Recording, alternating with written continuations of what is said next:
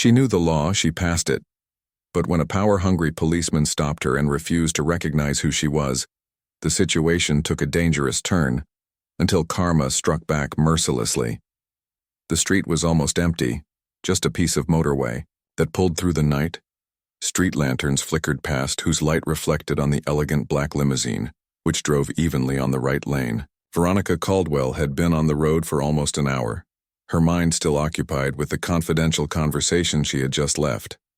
As a newly appointed FBI director, long working hours and even longer nights meant a lot, but she was used to it. However, what she was not used to, what she did not expect, was the sharp flash of light from red and blue in her rearview mirror. Her grip on the steering wheel became slightly firmer. Her eyes flashed to the speedometer, exactly 65. No more miles, no noticeable movements, no reason to stop. But the police car behind her remained motionless. She breathed out through her nose and signaled to the right to steer her car on the side strips. Years of experience told her that there was nothing to fear. She had worked together with the police in her entire career. She knew the protocol, she understood the system, but when the car behind her came to a standstill, something was lacking in her mind. Why did the officer take so much time? Too much time. Veronica adjusted her rearview mirror to take a look at him. The driver's door of the car finally opened. The man who got out was no one she knew. What was not surprising, she did not get used to knowing every police officer in the state. But anything in his way of moving was rigid, almost aggressive. The left hand rested on his belt, the fingers close to his weapon, while the right hand swung a flashlight back and forth when he came to her window. She pressed the button to lower the window and kept both hands visible on the steering wheel. "Good evening, officer." Her voice was calm, professional. The man stared at her for a moment. The light flashed too long, too much on her face. Driver's license and vehicle papers. No greeting, no reason to stop, just that. Veronica suppressed a sigh. That was not normal. "May I ask why I was stopped?" she said calmly. The officer kept chewing on his chewing gum, staring at her for a moment too long before answering. Driver's license and vehicle papers. Veronica did not move immediately. Her instincts, the same instincts that saved her life more than once, told her that this was not routine. She had to get the situation under control before she escalated. She spoke carefully. "Sir, I'm just getting my bag from the passenger seat." No answer. Slowly she moved, got her briefcase and handed him both her FBI passports and her driver's license. The officer did not take them. His eyes flashed over the passport and then back to her. "FBI, She nodded once. "Yes, sir." Silence. "Get out of the vehicle." The words were not loud, but they hit like an earplug.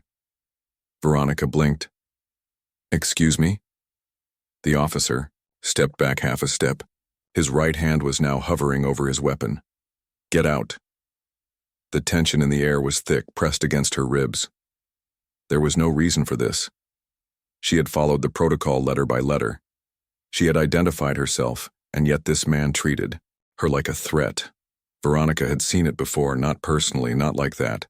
But she had read the reports. She had seen the film material. She would not become another barrier. Her pulse was calm, but her mind was already working on her options. She knew how quickly things could turn. She also knew how to survive. But before she could decide what to do next, the officer's patience was broken. He grabbed the door handle, and she knew that this was not just a routine stop. This was something else. But Veronica would not allow the fear of what would happen, because she had spent her entire career preparing for exactly such moments, and she would not just give up. The click of the door handle pulled through Veronica's body. Not fear, not yet, but a sharp vigilance. Her left hand shot ahead, grabbed the handle, before Officer Daniel Kearns could open the door. "Sir, step back," she ordered, her voice firm, but moderate. "You act outside the protocol." I was proud. Kearns did not move.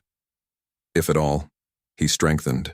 His grip on the door handle, his knuckles became pale under the pressure. I said, "Get out." She could now hear the car, the sharpness in his voice, the control he was trying to exercise. Veronica had already dealt with men like him, men who confused authority with dominance, who tested the limits to see how much they could enforce. But this man was not a power-hungry bureaucrat in a suit. He was a man with a trademark, a weapon, and a temperament that made him dangerous. She strengthened her grip on the door handle. "What are you leaning on, officer?" For the first time, Kearns hesitated. His lips opened as if he was looking for an answer. But instead of answering, he did something worse. He stepped a step closer. He still held the flashlight in his left hand, pointed directly at her face, so that she could only see his silhouette, blinded by the light. "I don't have to explain anything to you," he said. Veronica did not blink. "Yes, you have to." The beam of the flashlight remained motionless, but his jaw tightened. Anger replaced the last bit of control he still had. "Lady, I don't care who you work for." Veronica's heart beat calmly and evenly, but the reality of the situation changed. It was not just about aggression here, not just about a policeman crossing his limits. He wanted her to be afraid, and fear was something that Veronica Caldwell never allowed herself. "Then let's call your superior and see if he doesn't care," she said coldly. That brought him to his feet. The flashlight fell, and before she could react, he struck his free hand loudly against the roof of her car. The sudden blow rang through the night. A sharp, violent tone echoed along the empty street, said, "Get out." For the first time, Veronica looked at his nameplate, D. Kearns. She would remember it. Her fingers were itching to grab her cell phone, but she knew that any sudden movement could be misunderstood. She had seen it too often, so she kept her hands visible and fixed them with a look that she had used in countless interrogations. One that unleashed a man to the truth. "You're making a mistake, Kearns." He let out a deep, humorless laugh. "No, the mistake was to think you could give me orders." There she saw it, the change in his posture, how his right hand involuntarily pulled towards his belt. He thought about it. The air between them thickened. Then a second car stopped. Red and blue lights flooded the scene as another car behind. Kearns' vehicle came to a standstill. For the fraction of a moment, she felt relieved. Another officer meant a witness. It meant a little responsibility. But then she saw who got out. Another white policeman, tall, well-built, without a nameplate, in the headlights. Kearns didn't look at him, what he was saying, what he had to know. That wasn't a backup. That was reinforcement. The second officer stood next to Kearns and modified her before he looked at Veronica. "Problem here?" he asked. Kearns smiled. "Just a non-cooperative driver." Veronica kept silent for a fraction of a second, weighed down her options. Now she was in the bottom row, and Kearns knew it. The second officer took a step closer. "Ma'am, get out of the vehicle," he said. Not FBI Director Caldwell, not even Miss Caldwell, just ma'am. She had already been in dangerous situations, but it felt different. It wasn't an hostile negotiation abroad. It wasn't a tactical mission that went wrong. That was home. And right now, home felt just as dangerous. She breathed in slowly and calculated her next step. Because if she did the wrong thing, she wouldn't be the one who wrote the report, but she would do it. Veronica could feel the tension in her bones, thick and suffocating. The second officer positioned himself slightly behind Kearns, a silent declaration of solidarity. It wasn't about prosecution here. It was about power. Her fingers rested on the steering wheel. Her mind calculated her next step. If she refused, they would escalate. If she gave in, they were delivered to her. There was no good choice. "Ma'am," the second officer repeated. His voice pretended to be calm. "Get out of the car now." Veronica breathed out slowly through her nose. Her pulse remained calm, despite the warning signs screaming in her. She had already been in negotiations where a single wrong word could cost someone's life. She had to keep control. With suspicious slowness, she grabbed the door handle, keeping her other hand visible. Kearns took a step back, giving her just enough space. The moment when her feet touched the asphalt, the cold night air bit into her skin and amplified the adrenaline pulsating in her veins. It burned through her veins. She was now vulnerable. Kearns stood above her, his body positioned so that he blocked the sight of the dash cam. The second officer stayed a step behind her to cover all dead angles. She had no doubt that they had done this before. "Turn around," Kearns ordered. Veronica didn't move. "You haven't told me yet why I'm being held hostage." Kearns was wheezing. Suspicious behavior. What behavior? He grinned and shook his head as if it were just another problem he had to solve. Did she refuse to cooperate? It was a trap. Refusing would justify an escalation. Confessing would mean defeat. She knew the game. She had read the reports. Then he grabbed her wrist too hard, too fast. Her instincts set in immediately. Her body moved just enough to deviate, without acting aggressively. "Let me go," she shouted. Her voice broke through the night. Kearns didn't let go. The second officer stepped a step closer. "Do we have a problem here?" Kearns' grip became tighter. I think she was resisting. The words made her stomach turn. The second officer grabbed his radio with his lips already open to say the words that had justified so many senseless escalations. "We have a non-cooperative suspect." Suspect, not citizen, not FBI director, just suspect. And then the gun came. Kearns didn't hesitate for a moment. His hand fell on his holster, released the latch, and before she could react, the barrel of the gun was only a few centimeters away from her face. Time stretched out, distorted around her. Veronica was trained for crisis situations. She had to deal with cartel leaders, domestic terrorists, violent criminals.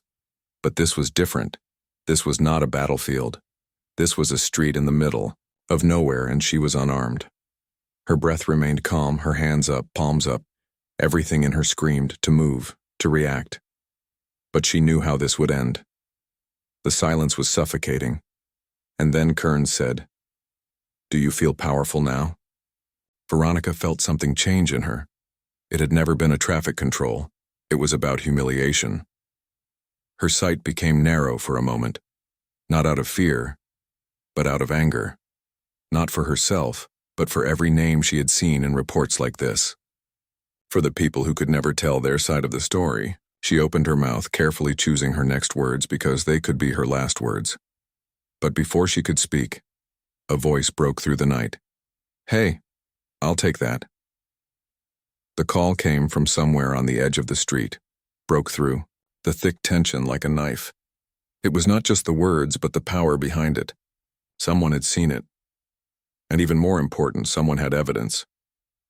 Kearns did not lower his weapon, but the change in his posture was immediately noticeable. A fleeting look in the direction of the voice. Veronica followed his gaze, hardly turning, her head. A man stood on the edge of the street, raising his phone. The light of the screen reflected in his glasses. He was in safe distance, but close enough to record every detail, close enough for the world to see it. "Are you sure you want to do this, officer?" the man called, his voice quiet despite the pressure of the moment. Kearns' jaw muscles tightened, but he did not answer. The second officer took a step forward, as if he was thinking about operating a damage limit. They no longer had control. Veronica saw it in their eyes. The calculation, the panic that pressed against their authority. They felt too comfortable in the shadows and in the silence of unrecorded incidents. But this was different. Kearns exhaled, sharply, his fingers still around the handle of the weapon. The next step would decide everything. Veronica knew she had to push, pack the gun away. Her voice cut sharply through the air. Kearns did not move. His breath became flatter. His mind worked on high revolutions to find a way out. The radio of the second officer crackled. "Unit 47. Status?" A heartbeat of silence. Then the sirens became louder, first weak, then always louder. Reinforcements, but not the ones they wanted. Kearns' grip finally loosened. His hand fell a piece but did not bring the weapon back into the holster. He turned to the second officer. Stop him from continuing to film. Veronica felt a stomach cramp. She knew what that meant. The second officer moved in the direction of the witness, extending a hand to his belt. "No, not this time," said Veronica, and took a step forward. "Touch him, and I will make sure that you are personally accused. The obstacle to justice, which had stopped him for the first time, was in the air. The dynamics of power had shifted, if only slightly. The sirens were now closer, only seconds away. Kearns no longer looked at her, but glanced past her, at the approaching lights. His mind was already racing, looking for an escape strategy. Veronica knew this look, despair, and desperate men often made unthinkable decisions. She only had seconds to make sure that she came out of here alive. But would that be enough? The sirens were now deafening. The bright light reflected from the asphalt as several carriages slid to a stop. The witness kept his mobile phone quiet. The red recording light burned like an unblinking eye. Veronica did not dare to move. Kearns still held the gun, but his posture had changed. Self-confidence, the inescapable arrogance of Kearns, was blown out of his face, replaced by something stiff, something that almost seemed like panic. The doors opened, officers jumped out, hands hovered near their holsters, but were not pulled. They did not know what to expect. Then one of them recognized her. Director Caldwell. The name tore the tension like a ball apart. Kearns hardly reacted, but the second officer froze. His mouth opened, but no words came out. The officer who had spoken, a lieutenant, as you could see from the insignia on his uniform, looked back and forth between them, picked up the scene. Veronica, who stood there with her hands up, Kearns, who still held his gun, the second officer, who was unclear about what to do, and then the witness whose camera documented every second. Veronica took advantage of the moment, let her hands sink to her sides, not in surrender but in conquest. "Lieutenant, I want these officers to be arrested immediately." The order was clear and unshakable. The second officer took a step back. "Wait, not a word." Veronica cut off his word. Her voice was sharp as a knife and broke every excuse he was just trying to make. "I know exactly what's going on here, and so does he." She pointed at the witness, whose cell phone was still pointed at her. The lieutenant hesitated. Veronica could see the gears in his head working. This was not just a bad arrest, it was a career-destroying disaster for the one who had to stop it. Kearns had to have recognized that too. His fingers finally came loose from the gun, and he slowly let them sink back into the holster. His movements were controlled, but the expression on his face was full of anger. Veronica held his gaze. This time she was not the one who was afraid. "This is a misunderstanding," Kearns finally muttered. His voice was deep, as if he knew that the apology was not credible. Veronica bowed her head lightly. "Then let us clarify this in the headquarters. Call the internal investigations. Call the prosecutor's office. It won't just disappear." The second officer swallowed hard. His face had now become pale. The lieutenant finally moved. He turned to the next in command. "Put on handcuffs," Kearns snapped. "You must be crazy." His voice was rough, full of disbelief that a man feels who has come away, again and again, until he suddenly realizes that this time it will not be so. Veronica did not shrink. They pulled the gun on the FBI director, Officer Kearns. "Let me know if you want to add the resistance against the arrest to the list." She had spent her entire career observing how justice almost came to be, how cases in bureaucracy were messed up, how victims, how suspects were treated, but not tonight. Kearns was still breathing heavily when the handcuffs clicked and closed around his wrist. The second officer did not resist. He just stared at the ground like a man who finally realized that he had set the wrong page. The lieutenant turned to Veronica. "Director, bring her out of my view." She said it flatly. And so it was over. At least, this part. Because Veronica knew that it was not just about two corrupt police officers. It was about a system that enabled them to thrive, and she was not ready to let it go through. But what came next was much bigger than tonight.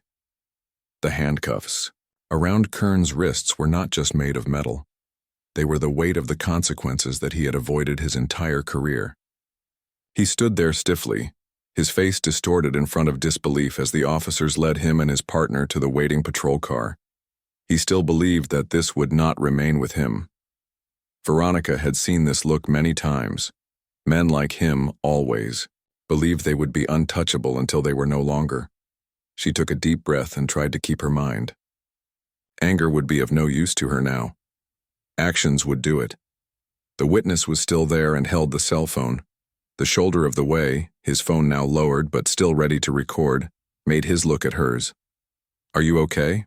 asked he. Veronica nodded. "Thank you." He hesitated. "They do that all the time, just not with someone like you." That hit her in a way she had not expected because he was right. That was nothing new. She just had the power to do something about it. More officers arrived. Some of them molested Kearns and his partner with hardly any respect. The lieutenant, who had taken the lead before, came back to Veronica. "Director Caldwell," he began carefully. "Would you like to file a personal complaint?" Veronica shook her head. "This is not personal, it is systematic. I will submit an official report tomorrow morning and want the internal investigation to be switched on immediately." The lieutenant exhaled and rubbed his neck. Silence. Understood. She was not finished yet. "I also want access to the disciplinary files of both officers. Full transparency." The lieutenant hesitated. Veronica stared at him. "If you think I'll let it roll under the carpet, you don't know who you're dealing with." Silence. Then a resounding agreement. "I will make the call." Well, because it's not just about this one traffic control. It's about all the others who were never recorded. The film material went to the news before dawn, and by noon the Ministry of Justice had announced a formal investigation.